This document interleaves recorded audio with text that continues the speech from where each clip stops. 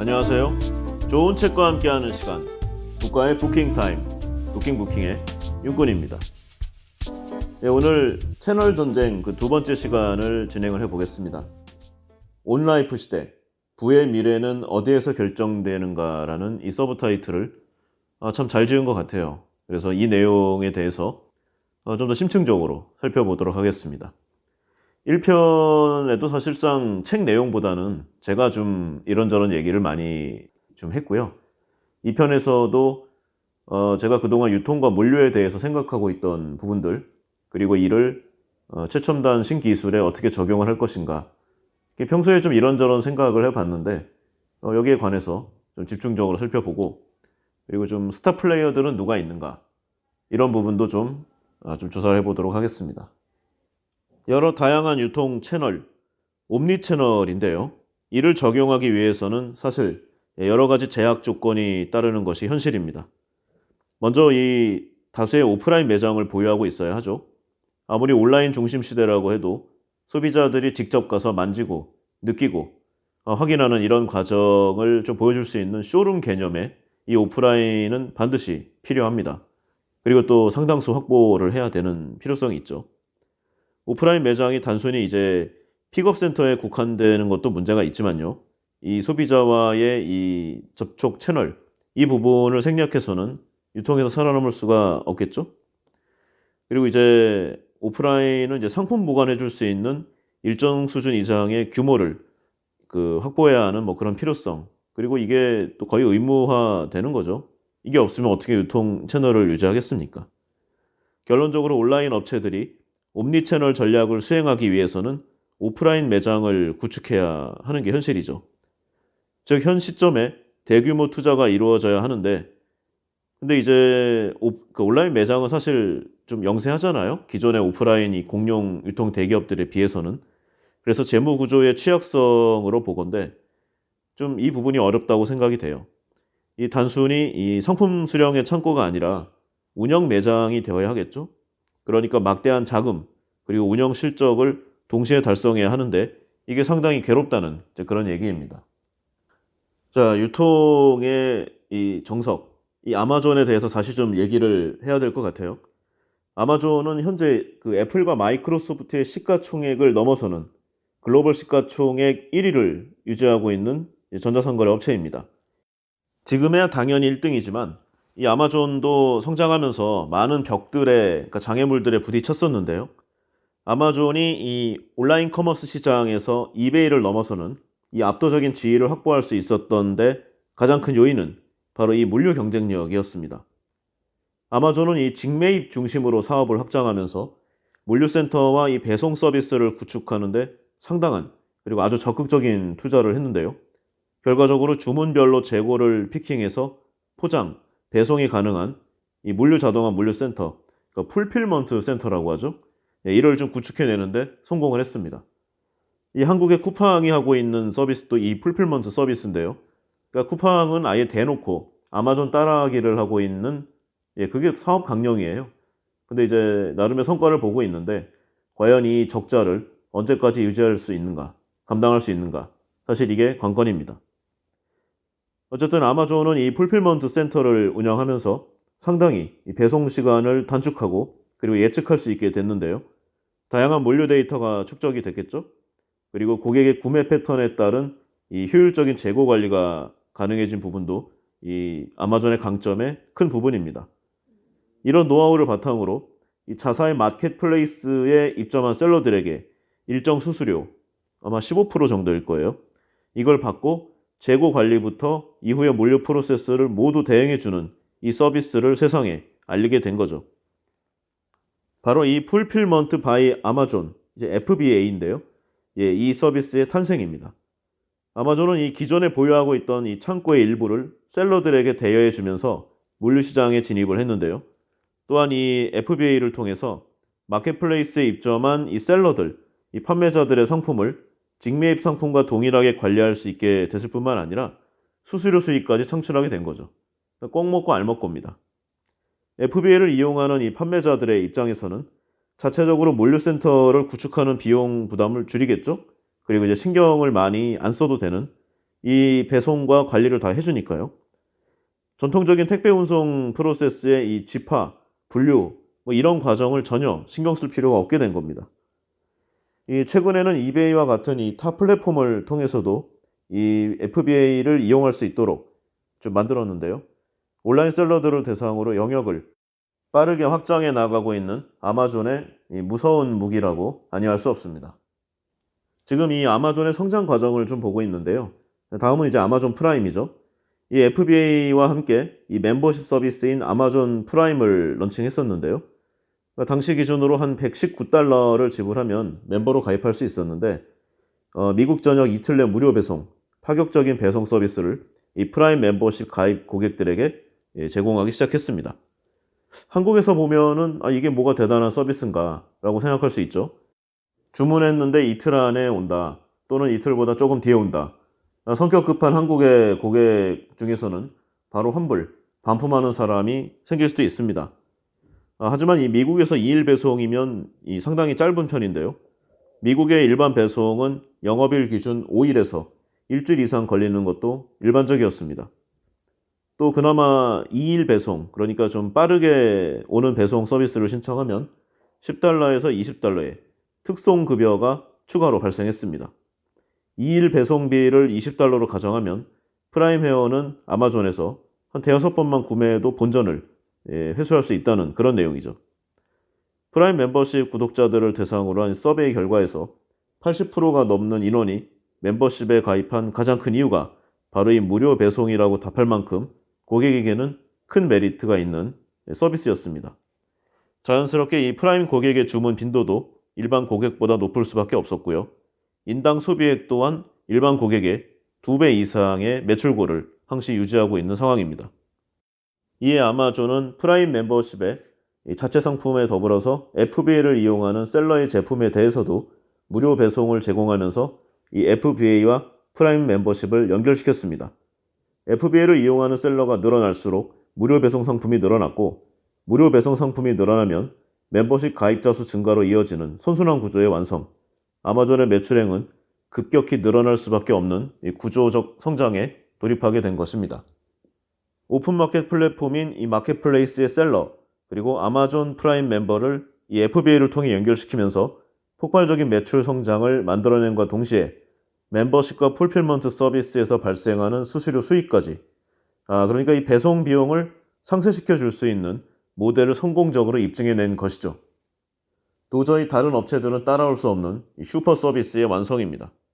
더 나아가 아마존은 쉬핑 위드 아마존으로 명명한 이 택배 서비스와 아마존 플렉스 등 이 고객과의 접점인 라스트 마일 이 부분에서 구조적인 변화를 만들어내는 데 집중했고요. 결국 성공을 해냈는데요. 이 작년에 자체 배송 인프라를 통해서 3자 배송 서비스를 시작하겠다고 발표하는 데까지 이르렀습니다. 주로 직매입 상품이 아닌 외부 고객 물량을 배송한다는 계획인데요. 아마존은 이 3자 물류 시장의 진출로 그동안 비용만 발생시켰던 이 배송 사업 부분이 수익을 창출하는 부문으로 급격하게 탈바꿈되고 있는 과정에 들어왔습니다. 자, 여기서 기존의 사업자들에게는 큰 문제가 생겼는데요. 기존 택배 사업자 입장에서 보면은요. 아마존은 그동안 초대형 고객사였잖아요. 근데 이 초대형 고객사가 택배 사업에 직접 진출을 하면서 기존의 물량이 빠져나가는 것도 아쉽지만 이제 기존의 다른 고객들까지 잠식해 가는 거죠. 앞으로는 이제 뭐 아직 그래도 물량을 어느 정도는 잡고 있으니까 고객사이자 동시에 경쟁자로 상대해야 하는 어려운 상황이 되어 버렸습니다. 그래서 이 비율을 보면은요. 유명한 운송업체죠. 페덱스하고 UPS의 이제 매출이 뭐 두 회사가 한 650에서 700억 달러 수준이라고 합니다. 근데 이제 UPS 매출의 약 10%, 페덱스 매출의 약 4, 5% 정도가 아마존 물량에서 창출되는 것으로 알려져 있기 때문에 이제 이 업체들은 난리가 난 거죠. 만약 이 아마존이 UPS와 이 페덱스양 물량을 모두 자체 배송으로 흡수하는 데 성공한다면 이론적으로는 120억 달러 이상의 신규 매출이 발생할 수 있을 것으로 추정되는 것입니다. 이제는 뭐 내부의 그 물동량까지 다 흡수하겠다는 그런 내용이죠. 물론 이 아마존의 물량이 늘어나는 속도가 워낙 엄청나다고 해요. 그래서 모든 아웃소싱 배송 물량을 자체 배송으로 전환시키긴 아마도 어렵다고 할 것입니다. 하지만 택배 산업에 진출을 했고 현재까지 이 아마존의 경영 방식을 감안해 볼 때 기존 사업자보다는 훨씬 낮은 가격으로 배송 서비스를 제공할 가능성이 높죠. 이 극단적으로 말해서 아마존은 이 배송 사업에서 수입이 하나도 없어도 아무 문제가 없습니다. 기존 사업자만 죽어나는 거죠. 그리고 추가로 아마존 플렉스, 이 쿠팡 플렉스도 많이 따라하고 있죠. 쉽게 얘기하면 일반인 배송 서비스인데요. 배송 비용을 절감시켜주는 서비스라고 간단하게 얘기할 수 있겠습니다. 이 아마존 플렉스는 아마존이 제시하는 이 일정한 자격을 갖춘 일반 사람들이 아마존 창고에서 소비자에게 직접 상품을 배송하는 서비스를 말하는데요. 주문 후 1시간 내로 상품이 도착하면 약 $8 정도의 배송비를 내고 2시간 이상 걸리게 되면 배송비가 무료인 그런 좀 룰을 갖고 있습니다. 이 아마존 플렉스의 배송기사, 이 배송에 대한 전문적인 교육을 받은 인력은 아니겠죠? 다만 이제 21세 이상의 운전면허가 있는 일반인이라면 누구나 이 아마존 플렉스로 일할 수 있고 최대 12시간 내에서 스스로 일하는 시간을 정할 수 있다고 합니다. 시급은 숙련도에 따라서 또 물건의 종류에 따라서 시간당 $18에서 약 $25 수준. 수익성에 관해서 계산 과정이 좀 복잡한데요. 만약에 이 아마존 플렉스 배송 기사에게 지불되는 비용만 계산해 보면은 자체 배송 비용이 만약에 UPS나 페덱스와 같다고 가정을 했을 때 기존의 배송 비용 대비 70%가 넘는 비용 절감 효과를 누릴 수 있을 것으로 예상된다고 합니다. 가히 아마존 전성시대라고도 할 수 있을 듯합니다. 자, 그럼 아마존은 이 정도로 보고요. 지금부터는 이 아마존을 아주 공개적으로 그리고 이제 좀 기본적으로 모든 방침을 좀 따라하고 있는 쿠팡, 그리고 쿠팡의 한국 내 경쟁자들인 예전에 이 소셜 커머스 삼총사를 좀 살펴보도록 하겠습니다. 이제는 소셜 커머스 사업은 거의 이 세 회사에서 다 빠진 수준이고요. 현재는 사업과 서비스가 대부분입니다. 실적을 먼저 보면은요. 2018년 기준으로 이 티몬과 쿠팡의 직매입 비중은 상당히 좀 증가한 것으로 알려져 있습니다. 반면 이 위메프의 경우에는 수익성 개선에 집중하기 위해서 직매입 비중을 좀 상당히 그리고 급격하게 낮춘 것으로 좀 알려져 있는데요.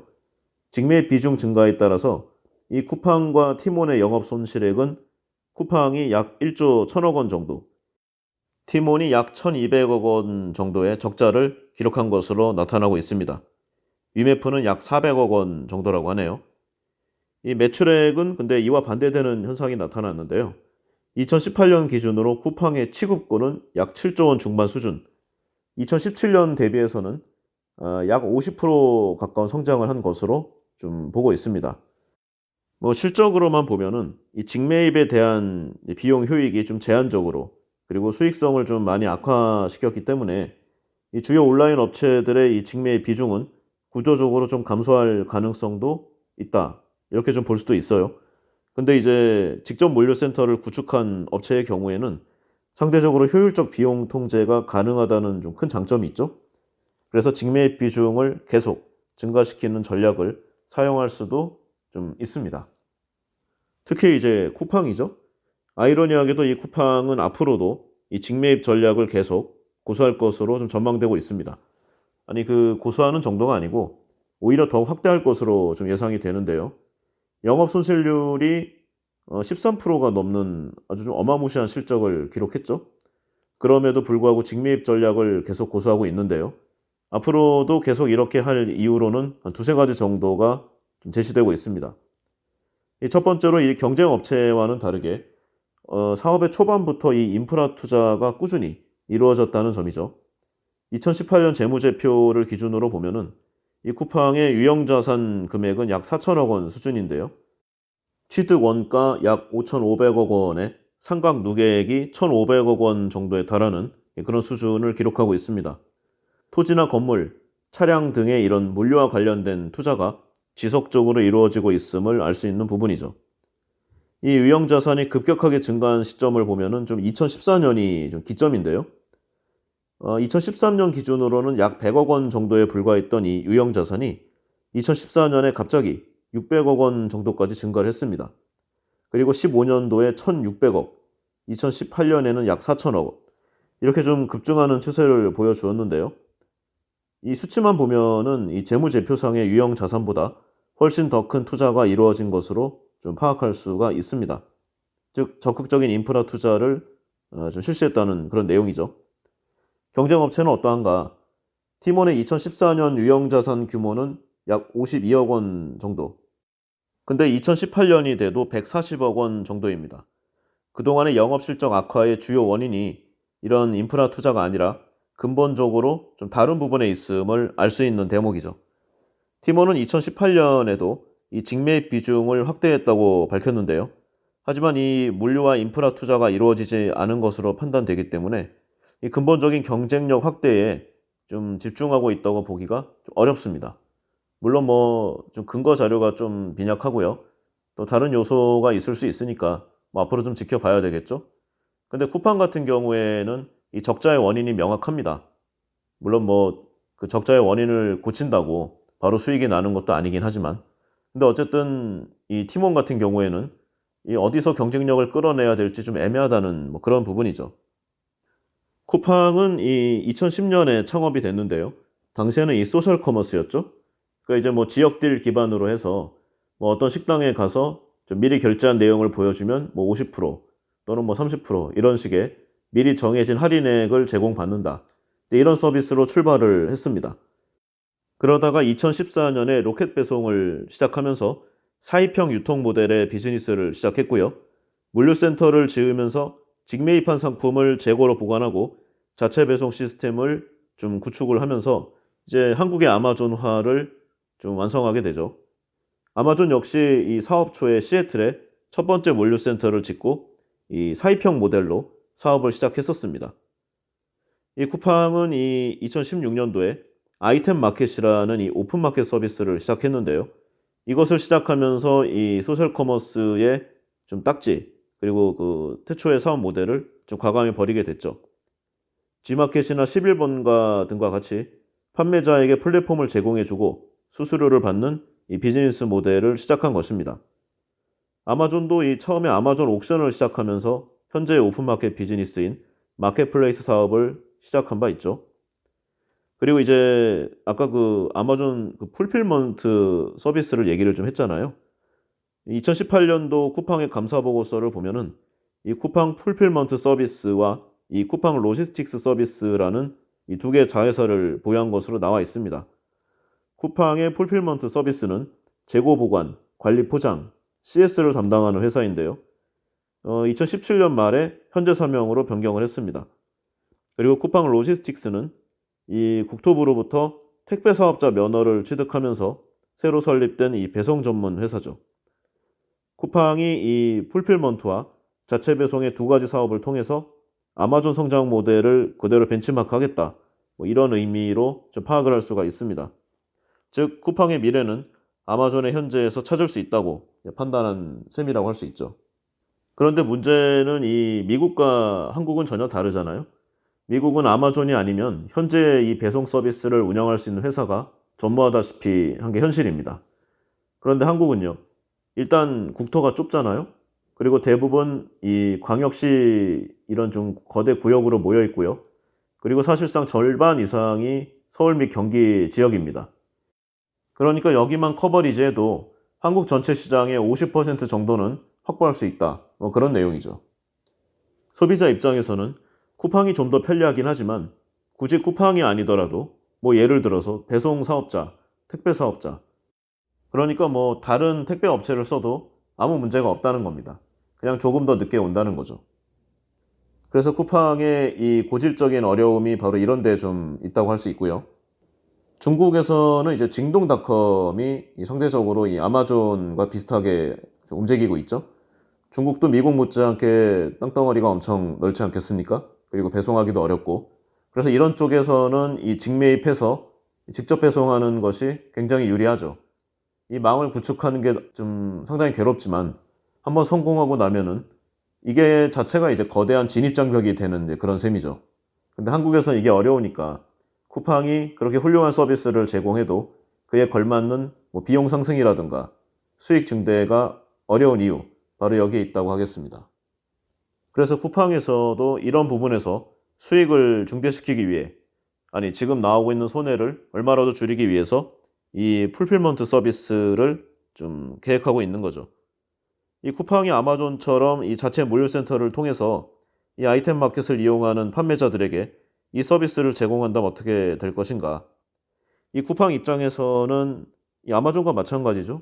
이 판매자들의 재고를 자체적으로 관리하면서 이 배송 가능한 재고 현황을 실시간으로 파악할 수 있게 됩니다. 게다가 일정 수수료를 받고 서비스를 제공하면 이 물류 인프라 구축에 들어간 이 고정비 부담도 상당히 덜 수 있는 셈이죠. 아마존과 마찬가지입니다. 이 판매자 입장에서도 상품을 물류센터에 입고만 시켜 놓으면 그 이후의 프로세스를 전혀 신경 쓸 필요가 없다는 아주 강력한 장점을 확보하게 되죠. 이 셀러와 쿠팡 모두 윈윈할 수 있는 전략임에는 분명합니다. 이 보유 중인 물류 자회사 상호를 이 쿠팡 풀필먼트 서비스라고 공식 변경한 점도 이 서비스를 런칭하겠다는 이 쿠팡의 강한 의지로 좀 파악이 되죠.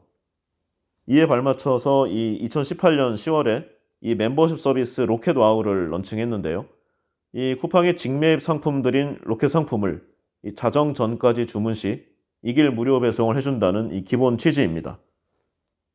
쿠팡이 그리는 그림, 결국 아마존이 해왔던 것과 같이 다음날 무료 배송 혜택을 통한 멤버십 고객과 이 로켓 상품, 그리고 풀필먼트 상품의 연결. 이게 된다면 이 판매량이 증가할 것이고 이 전체 외형적인 매출액이 뜰 것이며 수수료 수익도 확대될 것이다. 이런 선순환을 기대하고 있는 셈이죠. 이미 아마존에서 확인을 했으니까 쿠팡이라고 못할 것인가, 그런 생각인 것 같습니다.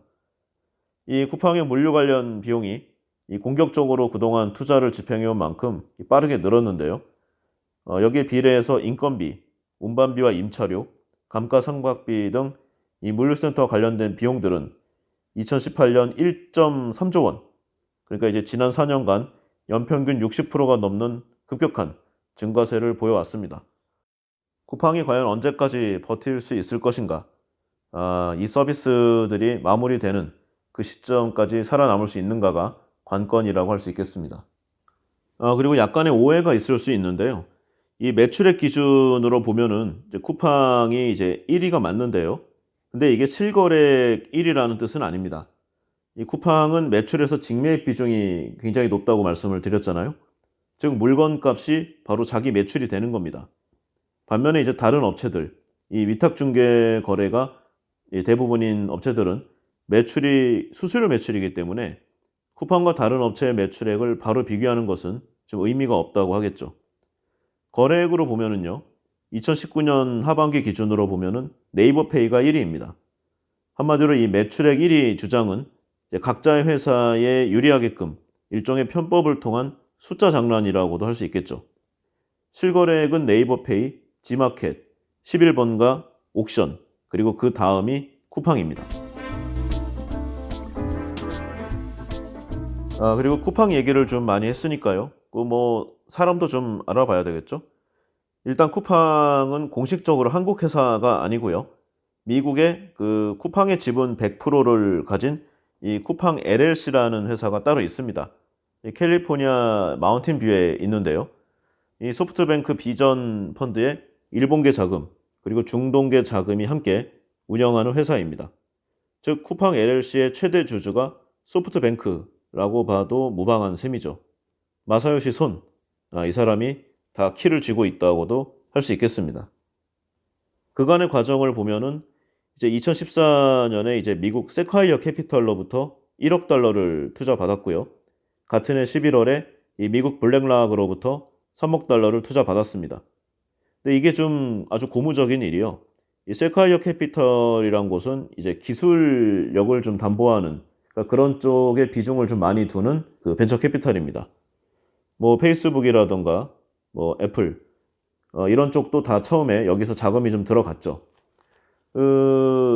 굉장히 이제 엄격하게 판단을 한다고 합니다. 그러니까 이제 미래지향적인 사업을 하면서 IT적인 기술의 백그라운드가 반드시 동반이 돼야 된다는 셈이죠. 그러니까 모든 것을 다라고 할 수는 없지만 적어도 이 세콰이어 캐피탈로부터 자금을 투자받았다. 그러면은 이 업체는 적어도 상당한 기술력을 보유하고 있다라는 평판을 얻을 수 있다고 합니다. 그리고 이제 블랙록을 말씀드렸잖아요. 이 미국 최대의 이제 사모인데요. 그러니까 이제 이런 생각을 할 수 있어요. 세콰이어 캐피탈로부터 기술력을 인정받고 블랙록으로부터 재무적인 안정성을 좀 평가받았다. 이런 추론도 할 수가 있습니다. 이 우리나라 대한민국을 어떻게 생각하실지 모르지만 좀 세계적으로 나가면은요. 좀 약하죠? 예, 미약합니다. 더군다나 금융은 더욱 취약하죠. 그러니까 한국에서 이 블랙락에 일정적인 그 수준의 수수료를 얻을 수 있는 투자를 하겠다. 그래도 뭐 안 받을 수가 있는 곳이 이제 블랙락입니다. 그러니까 한마디로 좀 낮은 평가를 받고 있는 거죠. 한국의 금융은. 그런데 그런 정도가 아니라 오히려 여기서 한국에 투자를 하겠다. 이건 대단한 사건입니다. 그래서 한때 이러한 평가 지표들을 근거로 해서 세계의 뭐 50대, 100대 회사, 장래가 유망하다고 좀 전망되는 회사, 이런 곳에 단골로 들어갔던 게 바로 이 쿠팡이죠. 그리고 이제 추가로 그 2015년에 그 소프트뱅크의 손정희 회장이 10억 달러를 투자했었잖아요. 그리고 얼마 전에 비전 펀드를 통해서 또 추가 20억 달러. 어마어마합니다. 어떻게 보면은 이 쿠팡이라는 회사는 물건을 팔아서 돈을 버는 게 아니라 이 큰손들의 자금을 흡수해서 성장하는 예, 그런 회사가 아닌가 하는 생각도 좀 해봤어요. 그래서 이러한 유수의 세계적인 이 기업들이 이 투자자들이 투자를 하니까 상당히 괜찮겠다라고 생각할 수도 있는데, 근데 또 자금 사정이란 거는 실제 장부를 펼쳐보기 전까지는 아무도 모르는 것 아니겠습니까? 실제로 2019년에 이 연말에 한 1165억 원짜리 유상증자를 포함해서 2019년에만 3번의 유상증자로 8천억 원의 추가 자금을 확보했던 것도 사실입니다. 유상증자란 게 뭐 잘 쓰면 좋겠지만 사실 좀 양날의 칼이잖아요. 어떤 결과로 좀 마무리가 될지 아주 좀 기추가 주목되고 있습니다. 이 대표이사는 김범석 씨인데요. 이제는 좀 많이 좀 알려졌죠. 78년생입니다. 그렇게 나이가 뭐 그렇게 많지 않아요. 처음에 창립을 했을 때는 30대 중반이었죠. 이 한국 국적을 포기한 미국인인데요. 아버지가 이 대기업의 주재원이어서 어린 시절부터 대부분을 외국에서 보냈다고 합니다. 이 굉장히 공부를 잘한 똑똑한 사람이고요. 이 고등학교 때부터 이 디어필드 아카데미라는 이 미국 전체에서 10위권 안에 드는 명문 사립학교 출신으로 하버드 대학교에 가서 좀 공부를 했죠. 하버드대 정치학과를 졸업한 뒤에는 하버드 비즈니스 스쿨에 입학해서 경영학 석사를 취득했습니다. 한마디로 엄친아죠.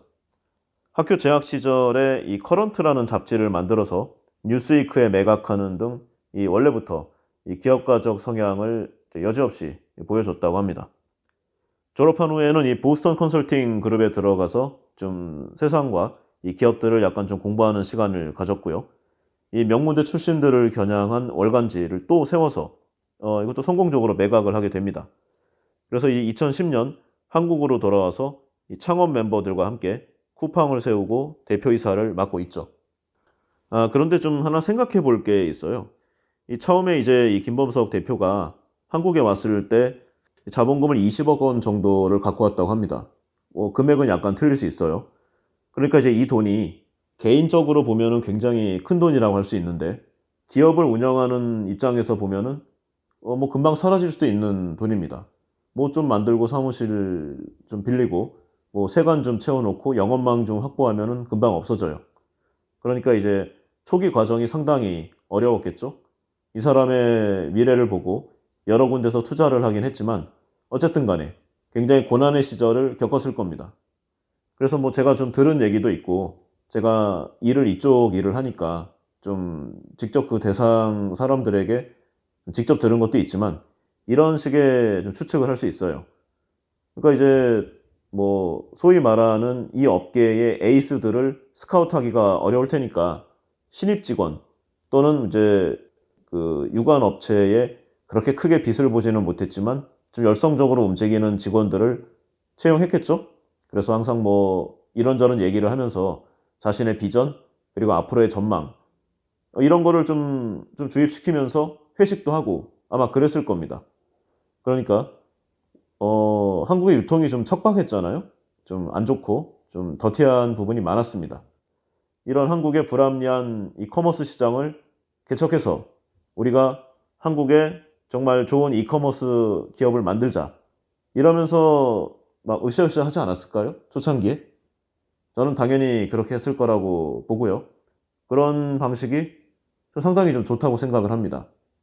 그런데요, 몇 년이 지나서 세계 유수의 좀 회사들이 투자를 하고 회사가 급격하게 성장을 하기 시작하니까 좀 대접이 달라집니다. 갑자기 미국의 아마존 출신들을 대거 영입을 하고 그러니까 이제 사내 공용어가 처음에는 회의 시간 때 영어를 쓰더니 이제는 좀 사장 주변에 있는 사람들이 영어로만 이제 업무를 하는 상황에 이르렀어요. 그리고 이게 점점 아래로 내려가면서 이제 영어가 안 되면은 좀 어려운 그런 상황이 된 거죠. 그럼 최초에 이 같이 고생했던 사람들, 같이 막 윤침대 깔고 사무실에서 자고 정말 열심히 일했던 사람들은 이 회사의 성장의 과실을 그렇게 크게 맛보지 못하는 그런 상황에 이르렀습니다. 같이 고생했는데 사장인 김범석 씨는 공식 석상에 나가서 이 소프트뱅크 마사요시 손하고 같이 이 샴페인 잔을 기울이는 상황에 창립 멤버들은 어디로 간 것인가? 저도 회사를 뭐 작게나마 해보고 장사도 해봤는데요. 좀 급격한 성공을 누군가가 하게 되면은 반드시 거기서 소외받는 눈물 짓는 사람들이 생기더라고요. 이 쿠팡의 김범석 사장이 그렇게 매정한 사람이라고 얘기하는 것이 아니라 이 인간 세상에서 이렇게 일어나는 이 사람과 사람 사이의 이 헤어짐, 이 슬픔 이런 것들을 좀 생각해 보면은 좀 인간에 대한 좀 근원적인 실망감을 좀 많이 좀 가지게 되는 게 제 개인적인 생각이에요. 뭐 김범석 사장만이 나쁜 사람이라고 하는 건 아닙니다. 자, 뭐 쿠팡의 김범석 사장은 그렇고요. 그럼 이제 티켓몬스터의 신현성 씨도 한번 봐야죠. 이게 제 나름대로 소셜 삼국지를 한번 좀 보고 있으니까요. 사실 한국에는 티켓몬스터가 먼저 런칭이 됐었죠. 이 소셜 커머스로 시작을 해서 지금은 이제 직접 구매를 확대하고 신선식품이나 여행 사업을 벌이는 등의 좀 흑자 전환을 위해서 좀 나름 좀 애쓰고 있는 그런 상황이에요. 신현성 씨는 현재 티몬의 의장 겸 이 베이스 인베스트먼트의 파트너로서 후진 양성에 힘쓰고 있는 상황입니다. 이 나이가 가장 어리죠. 1985년생이에요. 그러니까 20대 때 창업을 한 뭐 그런 셈입니다. 어릴 때 이제 한국에서 태어나서 좀 미국으로 이제 이민을 갔다고 해요. 그리고 만 25세에 한국으로 다시 건너와서 자본금 500만 원으로 티몬을 창업했습니다. 이 와튼스쿨 동기인 신성윤 씨, 그리고 이제 그 카이스트 출신의 김동현 씨, 뭐 이런 사람들이 창립 멤버예요. 지금은 다 각각의 분야에서 헤드쿼터의 자리를 확보하고 있는 뭐 인재들입니다. 뭐 당연하겠죠. 사업 내용은 쿠팡하고 뭐 대동소이합니다. 차이는 있지만 이게 뭐 굳이 엄청난 차이도 아니고 서로 간에 뭐 앞서거니 뒤서거니 하는 부분이니까 뭐 굳이 또 설명할 필요는 없을 것 같고요. 이 사람에 대해서 좀 살펴보면은요. 이 신현성 씨의 조부, 이 신직수 씨가 이 박정희 대통령 정권 시절에 요직에 있었다는 사실이 좀 알려진 게 있습니다. 그래서 한때 이것 때문에 이 티몬 불매 운동이 일어났을 정도죠.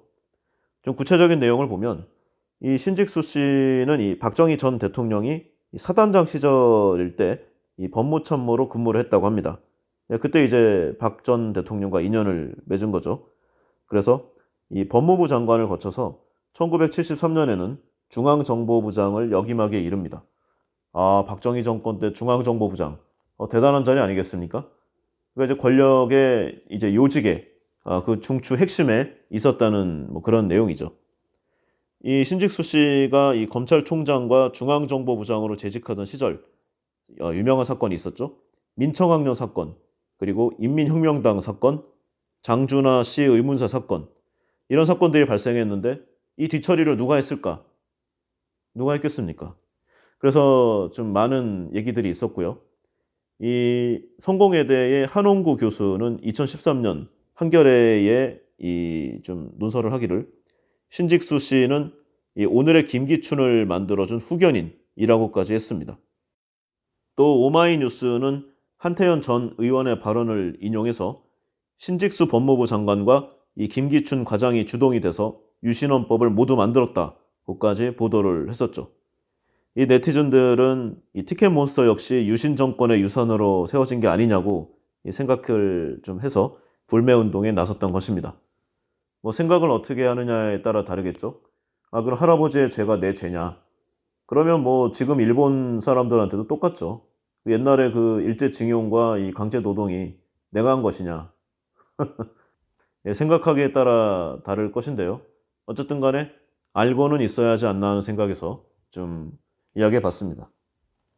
그리고 이제 위메프의 허민 씨인데요. 아, 이 사람도 보통 사람이 아닙니다.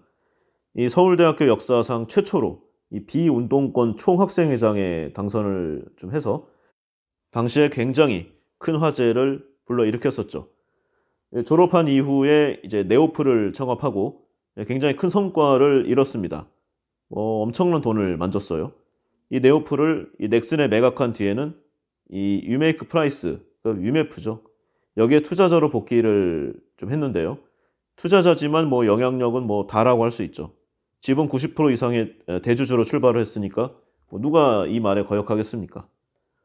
이 허민 대표는 넥슨에서 이 받았던 돈을 부동산에 투자했는데요.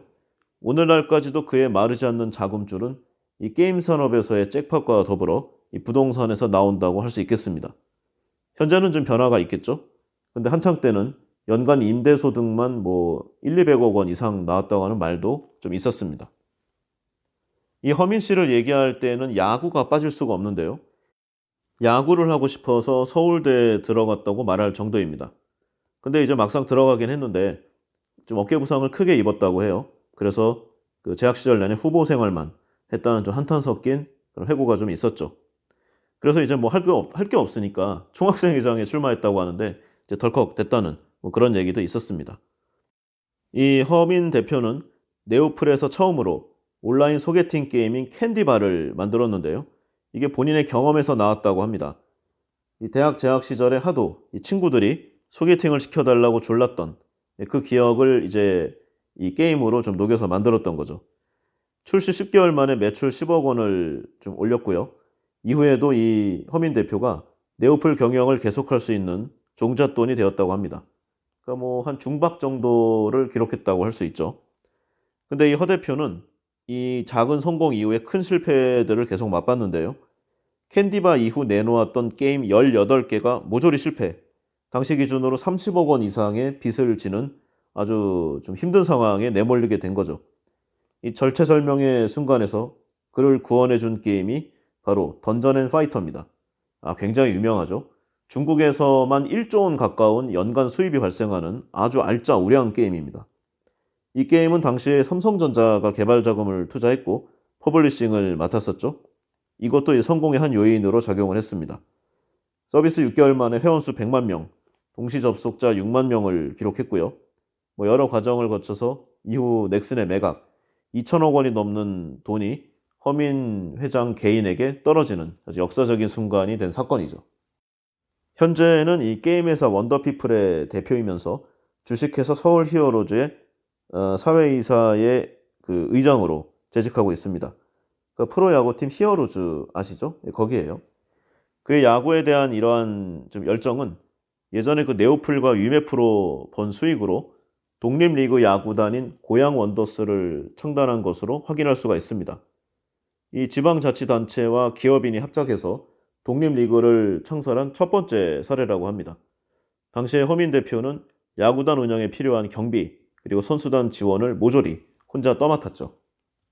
이런 정성이 좀 통했던 모양인지 고양 원더스의 감독으로 야신이라 불리던 김성근 감독을 이제 초빙하기에 여기까지 이릅니다.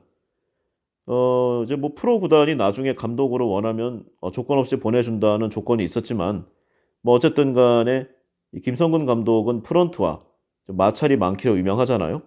근데 이 허민 대표와는 이 좀 궁합이 잘 맞았다는 뭐 그런 내용입니다. 동반자적인 관점에서 많이 움직였다고 해요. 그래서 이 고양 원더스에 총 34명의 선수들이 좀 왔다 갔는데 이 중에 8명이 이 프로야구의 1군에 데뷔했다는 것은 좀 대단한 사건이에요. 한 해 프로야구에 지명되는 이 아마야구의 선수들이 이 성공률 약 24%라고 하면은 좀 대단하다고 할 수 있죠. 예, 다만 이제 좀 야수에 좀 몰려 있다는 점하고 입단 이후의 성적이 그다지 좋지 않다. 뭐 이런 점은 좀 아쉬움이 있어요. 그리고 이제 본인도 야구를 좀 손에서 놓지 않아서 2013년도에는 이 미국의 독립 리그인 캐남 리그 여기에 속해 있는 락랜드 볼더스라는 구단에 입단하는 데도 성공을 합니다. 공식 프로필상 등록된 주무기는 너클볼이라고 하는데요. 그 너클볼 아시나요? 투수가 좀 던지는데 어디로 떨어질지는 던지는 사람도 모르는 볼입니다. 뭐 어쨌든 취미로 하는 수준이 아니라는 뭐 그런 내용이고요. 데뷔한 지 1년이 넘은 이제 2014년 5월에는 시즌 첫 등판을 통해서 승리 투수가 되는데도 성공했다고 하죠. 아무리 독립리그라고 하지만 좀 프로라고 할 수 있는 그것도 미국에서 뭐 하여간 여러 가지로 보통 사람은 아닙니다. 그리고 지난 2019년 한국 시리즈 종료 후에 키움 히어로즈의 대표이사가 교체되었는데요. 이 당시 허민 대표의 측근 하송이 대표이사가 새로 좀 자리를 잡았습니다. 근데 이제 여기에 좀 사건이 계속 이어지죠. 본격적으로 이 예전에 키움 히어로즈의 이장석 대표 아주 좀 문제가 많죠. 아마 좀 조사를 해보시면 여러 법정 분쟁 그리고 좀 금전적인 여러 문제들이 있음을 좀 확인할 수가 있습니다. 그래서 이 이장석 씨의 좀 측근이라고 불렸던 이 장정석 감독과의 재계약을 포기하고 손혁 감독이 선임된 것 이게 좀 큰 반향을 좀 불러일으켰는데요. 그러니까 이제 허민 좀 대표가 좀 손혁 코치를 수석 코치로 써달라고 요구한 것을 장정석 감독이 거부한 게 이 재계약 불가의 원인 뭐 이런 주장이 좀 있었는데요. 이 기사가 사실이라면 경영권을 가지고 있지 않은 사회이사가 코칭 스태프 인사에 관여했다는 이런 비난에서 좀 자유로울 수가 없겠죠.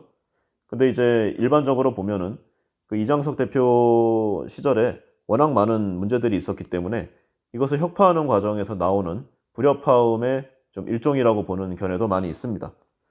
어쨌든 간에 어디를 가서 어떤 활동을 하던 간에 논란의 좀 중추에 서 있는 이 허민 이분 개인적으로는 상당히 매력도도 있는 사람이라고 생각을 해요.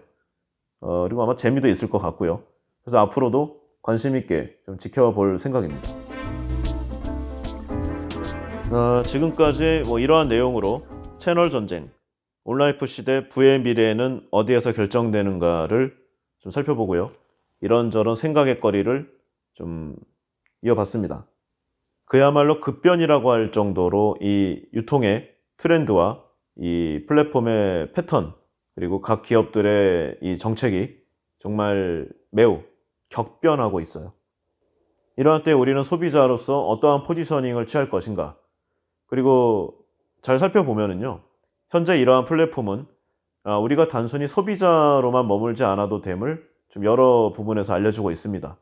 그러니까 우리가 이 플랫폼을 잘만 쓰면은 소비자이면서 동시에 중개자, 유통자, 그리고 셀러가 될 수 있는 길이 굉장히 많이 열려 있습니다. 굳이 미국의 아마존 사이트를 이용하지 않아도 이제 아마존을 표방하고 있는 쿠팡이나 아니면 여러 다른 플랫폼 매체에서도 중개자, 판매자가 될 수 있는 이런 길들이 많이 좀 열려 있어요. 활용하기에 따라서 잘하는 사람에 한해서겠지만 지금의 직업에서 나오는 수익 이상의 그런 금전적인 수익을 얻을 수 있는 가능성도 굉장히 높다고 할 수 있습니다. 채널 전쟁에 이은 유통혁명, 부의 미래는 어디에서 결정되는가? 바로 우리의 손끝과 우리의 결심에 달려있다고 생각해 봤습니다. 예, 오늘은 여기까지 하겠습니다. 좋아요, 구독 버튼, 그리고 댓글 꼭 부탁드릴게요. 예, 감사합니다.